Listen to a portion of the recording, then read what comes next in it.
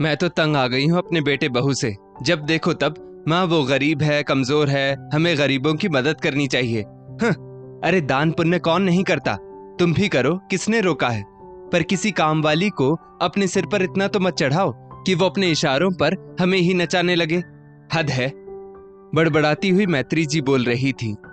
वहीं बैठे मैत्री जी के पति किशन बाबू बोले, भाग्यवान जिसे तुम इतनी देर से कोस रही हो, सोचो अगर वो ना हो तो तुम्हारे इस घर का क्या होगा। और तुम्हारे बेटे बहू के मन में गरीबों के लिए इतना स्नेह है, ये सोचकर तुम्हें तो खुश होना चाहिए, पर तुम तो उन पर भी नाराज हो जाती हो।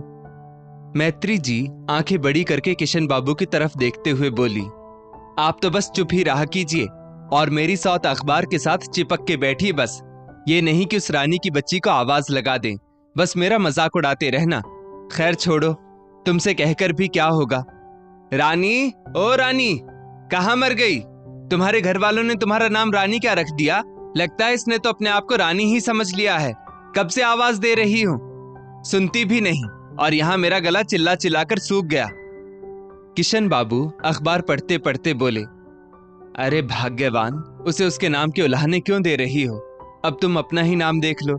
ससुर जी ने कितने प्यार से तुम्हारा नाम मैत्री रखा था, पर आज तक तुम्हारे नाम के स्वरूप कुछ देखने को तो मिला नहीं। आस पड़ोस और काम वाली को छोड़ो, अरे जब मेरे ही साथ तुम्हारी नहीं बनती है तो दूसरे के साथ क्या ही मित्रता होगी। मैत्री जी गुस्से में बोली, अब चुप हो जाओ जी, बहुत हो गया आपका। और इन नौकरों को सिर नहीं चढ़ाया जाता है क्या? इतनी सी बात आप तीनों के भेजे में नहीं आती? मीठा बोलेंगे तो ये हमारे ही सिर पर बैठ जाएंगे। यहाँ मेरा बेटा और बहू दिन रात मेहनत करके पैसे कमाते हैं। दफ्तर तो छोड़ो, छुट्टी के दिन भी दफ्तर का काम दोनों घर लाकर करते हैं ताकि दो चार पैसे ज्यादा कमाएं।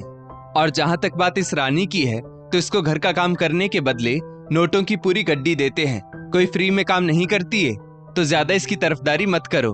और इसकी इतनी औकात कि मेरी आवाज लगाने पर भी नहीं आई। तभी कमरे से मैत्री जी का बेटा विकास बाहर निकला और बोला, माँ क्यों इतना शोर मचा रही हो? मेरी मीटिंग चल रही थी और आप किसे ढूंढ रही हैं तब से?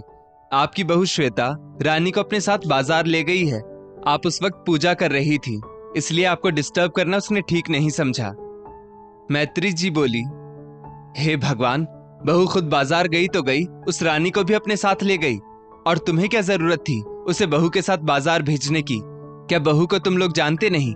अब देखना, उसे भी कुछ न कुछ दिलवा कर ही लाएगी और करेगी पैसों की बर्बादी। बहुत सिर चढ़ाकर रखा है तुम सबने उस रानी को। विकास अपनी माँ को समझाते हुए बोला, माँ आपको क्या हो गया है? पहले तो आप इतना भेदभाव नहीं करती थी, और क्या आप भूल रही हैं कि रानी भी इंसान है और उसके माता पिता ने कितने साल हमारे घर में काम किया था, हमारी सेवा की थी। अब जब उसके माँ बाप नहीं रहे तो हमारा कुछ फर्ज नहीं बनता।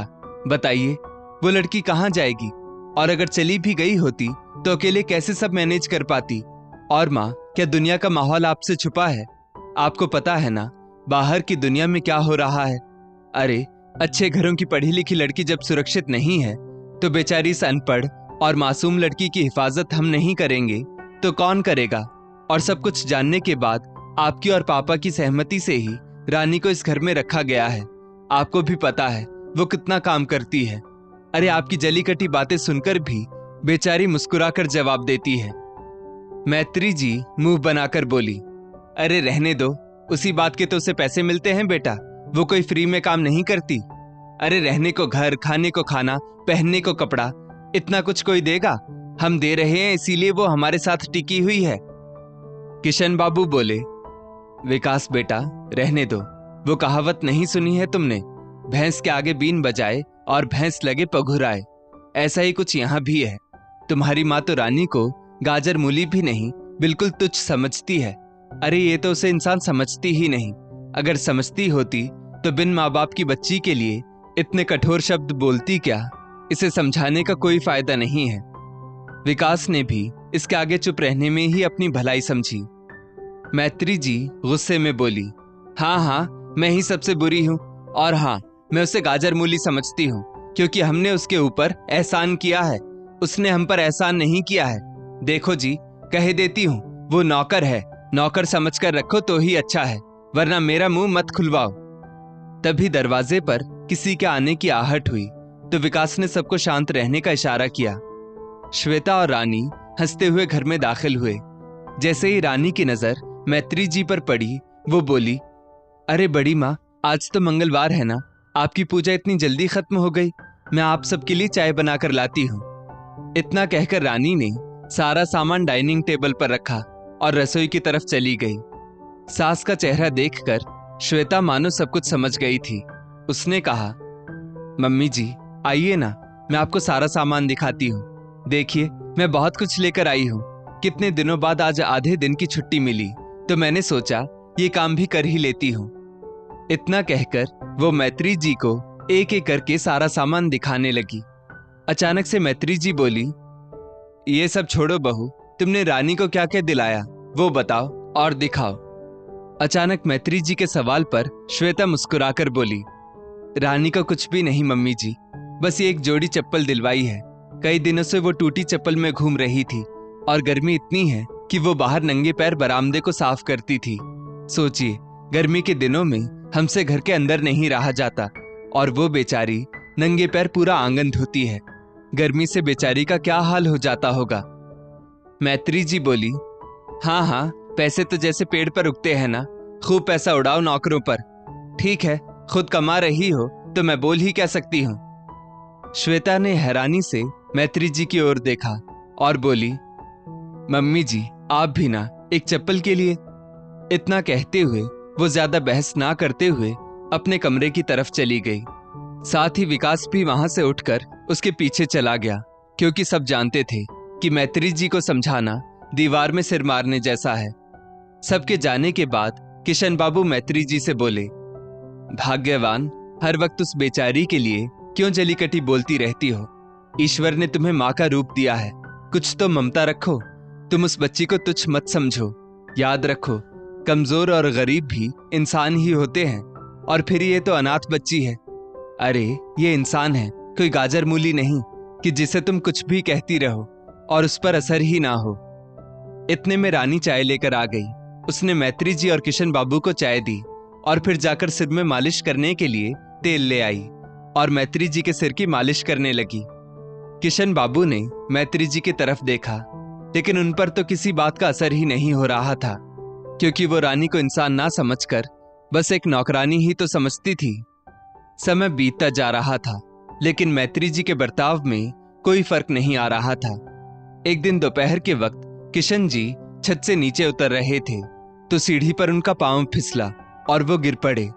ये देखकर मैत्री जी की चीख निकल गई, हे भगवान, क्या हुआ आपको, कैसे गिर गए? अरे कोई तो आओ, देखो ये गिर गए हैं। उनकी चीख सुनकर रानी तुरंत रसोई से भागकर आई। उसने देखा कि किशन बाबू नीचे गिरे पड़े हैं और मैत्री देवी का रो रोकर बुरा हाल हो रहा है। रानी भागकर उन दोनों के पास गई। सबसे पहले उसने किशन बाबू के सिर पर अपना दुपट्टा बांधा, जहां से खून निकल रहा था। फिर उसने मैत्री जी से कहा, बड़ी माँ, भैया भाभी को फोन कीजिए, बाबूजी को तुरंत अस्पताल ले जाना पड़ेगा। अगर ज्यादा देर हुई तो मुश्किल हो जाएगी, क्योंकि खून रुक नहीं रहा है। मैत्री जी ने कई बार फोन लगाया, लेकिन बेटा बहू दोनों में से किसी का फोन नहीं लग पा रहा था। रानी ने जल्दी से एम्बुलेंस वाले को फोन करके बुलाया और किशन जी और मैत्री जी को साथ लेकर हॉस्पिटल पहुंची। अस्पताल में किशन बाबू को इमरजेंसी वार्ड में एडमिट तो कर लिया गया, पर खून बहुत ज्यादा बह जाने के कारण किशन जी को खून चढ़ाने की जरूरत थी, पर बेटे बहू से संपर्क नहीं हो पा रहा था, जिसके कारण मैत्री जी का रो रोकर बुरा हाल हो रहा था। रानी ने आगे बढ़कर डॉक्टर से कहा, डॉक्टर साहब, आप बाबूजी को मेरा खून चढ़ा दीजिए। मुझे पता है उनका और मेरा ब्लड ग्रुप एक ही है। आपको जितना खून चाहिए ले लीजिए। मेरे शरीर से खून की एक एक बूंद निचोड़कर मेरे बड़े बाबूजी को दे दीजिए, पर उन्हें बचा लीजिए। अगर उन्हें कुछ हो गया तो मैं फिर से अनाथ हो जाऊंगी। इतना कहते कहते रानी रोने लगी। डॉक्टर ने तुरंत रानी के ब्लड ग्रुप की जांच की और किशन जी को खून चढ़ाया गया। कुछ देर बाद किशन जी को होश आ गया। उन्हें होश में आया देख मैत्री जी की जान में जान आई और वो रोते हुए उनके सिरहाने बैठ गई और कहने लगी, आपने तो हमें डरा ही दिया था जी, ऐसा मत किया करो। इतने में विकास और श्वेता भी हॉस्पिटल आ गए। माँ, ये सब कैसे हुआ और अब बाबूजी कैसे हैं? मैत्री जी बोली, अब क्या ही बताऊं बेटा, इनका पैर सीढ़ियों से फिसल गया और ये नीचे गिर पड़े। तुम दोनों को कितने फोन किए लेकिन किसी का भी फोन नहीं लगा। विकास बोला, माँ ऑफिस में मीटिंग थी इसलिए हमने फोन बंद करके रखा था, लेकिन फोन ऑन करते ही रानी का मैसेज देखकर यहाँ भागे भागे आए। उसने अस्पताल का एड्रेस भी हमें भेज दिया था। माँ रानी कहाँ है? मैत्री जी बोली, बेटा रानी, वो रानी किस मुंह से बोलूं? आज रानी ना होती तो तुम्हारे बाबूजी को ना जाने क्या हो जाता। रानी ने ही आज तुम्हारे बाबूजी की जान बचाई है। वही तो हमें हॉस्पिटल लेकर आई और उसी ने अपना खून देकर इन्हें जीवन दान दिया है। मैं तो उस बच्ची की ऋणी हो गई। अपने प्राण देकर भी मैं उसका ऋण नहीं चुका सकती। इतना कहते कहते मैत्री जी शर्मिंदगी महसूस कर रही थी। तभी एक नर्स आकर बोली, माँ जी, अगर उस बच्ची ने सही वक्त पर आकर किशन बाबू के सिर पर अपना दुपट्टा बांधकर खून बहना रोका ना होता तो शायद और ज्यादा खून बह जाता और खून चढ़ाने के बाद भी इनकी कंडीशन में सुधार नहीं आता। तो आभार व्यक्त कीजिए उस लड़की का जो समय रहते उसने समझदारी दिखाई और इनको यहां तक ले आई। आप लोग परेशान ना होइए, रानी आती ही होगी। इतने में रानी भी वहां आ गई। दूसरी नर्स ने कहा, अभी इनको कमजोरी है तो उनका ध्यान रखिएगा। इतना कहकर नर्स चली गई, लेकिन रानी के चेहरे पर हमेशा की तरह अभी भी मुस्कान बनी थी। किशन बाबू को होश में देखकर रानी झट से उनके पास चली गई और बोली, बड़े बाबूजी, आपको होश आ गया? आप ठीक है ना? मैं पूछती हूँ, आप छत पर क्या करने गए थे? कुछ काम था तो मुझे बोल देते। अगर आपको कुछ हो जाता तो? आप क्या चाहते हैं, मैं एक बार फिर से अनाथ हो जाऊं? इतना कहते कहते रानी रोने लगी। वहां सभी लोग बहुत भावुक हो गए। किशन बाबू ने रानी के सिर पर हाथ रखा और बोले, अरे पगली, तेरे रहते मुझे कैसे कुछ हो सकता है? और साहस में तू तो मेरे बेटे से भी एक कदम आगे निकल गई। देखो मैत्री, तुमने जिसे आज तक बस गाजर मूली समझा, एक नौकरानी से बढ़कर जिसे तुमने कभी कुछ नहीं समझा, आज उसी ने तुम्हारे सुहाग की रक्षा की है। और आज मेरी रगों में इसी रानी का खून मिल गया। तो बताओ ये गैर कैसे हुई? अब मेरी जिंदगी तो रानी की दी हुई है, क्योंकि मेरी नसों में अब इसका खून जो भरा है। तो अब तुम ही फैसला करो कि तुम रानी को गाजर मूली समझोगी या इंसान समझोगी, या फिर कहीं तुम मुझे इंसान ना समझकर गाजर मूली तो नहीं समझने लगोगी। मैत्री जी, जो अपनी ही नजरों में गड़ी जा रही थी, उन्होंने कहा, बस कीजिए जी, और कितना शर्मिंदा करेंगे मुझे। रानी गाजर मूली नहीं बल्कि मेरे सुहाग की रक्षा करने वाली देवी है।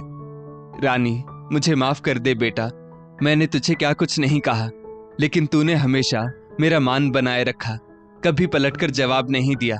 तू तो मेरी बेटी है, क्योंकि अब तेरा खून और तेरे बड़े बाबूजी का खून एक जो हो गया है। बस एक आखिरी बार अपनी बड़ी माँ को माफ कर दे। इतना कहते वक्त मैत्री जी की नजरें झुकी हुई थी। रानी आगे बढ़कर बोली, नहीं बड़ी माँ, आप ये कैसी बातें कर रही हैं? आप लोग तो मेरा परिवार हैं, फिर मैं आप लोगों के लिए नहीं तो किसके लिए करूंगी? और मैं कोई देवी नहीं, बस आपकी बेटी हूं। इतना सुनते ही मैत्री जी ने रानी को गले से लगा लिया। मैत्री जी रानी को अपने सीने से चिपकाए बोल रही थी, विकास, आज रानी ने मेरा सुहाग बचाया है, तो अब रिश्ते से ये तुम्हारी बहन हो गई, तो इसकी जिम्मेदारी अब तुम्हारी है। इसकी शादी की जिम्मेदारी इसका बड़ा भाई उठाएगा। तो अब इसके लिए एक अच्छा रिश्ता तुम ढूंढोगे, और तब तक हमारी ये बेटियां हमारे घर में रानी बेटी बनकर हमारी पलकों पर रहेगी। विकास बोला, जी माँ, आप बिल्कुल सही कह रही हैं। मेरी बहन हमेशा से मेरी जिम्मेदारी थी, और अब इसके हाथ जब पीले होंगे तो सारा शहर देखेगा कि विकास की बहन की शादी हो रही है। क्यों रानी? रानी शर्माते हुए बोली, क्या भैया, आप भी कैसी बातें लेकर बैठ गए? देख रहे हैं बाबूजी, सब मिलकर मुझे परेशान कर रहे हैं। भाभी, बोलो ना भैया से, ऐसी बातें ना करें। श्वेता ने प्यार से रानी को गले से लगा लिया। मैत्री जी मन ही मन सोच रही थी कि जिसे मैं आज तक एक अदना इंसान समझती रही, उसी ने आज देवी बनकर मेरा सुहाग बचा लिया। उन्होंने मन ही मन फैसला कर लिया कि वो आज से रानी को बेटी से बढ़कर प्यार देंगी और उसकी बड़ी माँ से माँ बनकर दिखाएंगी। दोस्तों, इस स्टोरी को लेकर आपकी क्या राय है? नीचे कमेंट करके जरूर बताइएगा। और ऐसी ही और भी बेहतरीन वीडियोस के लिए हमारा पेज जरूर फॉलो करें। धन्यवाद।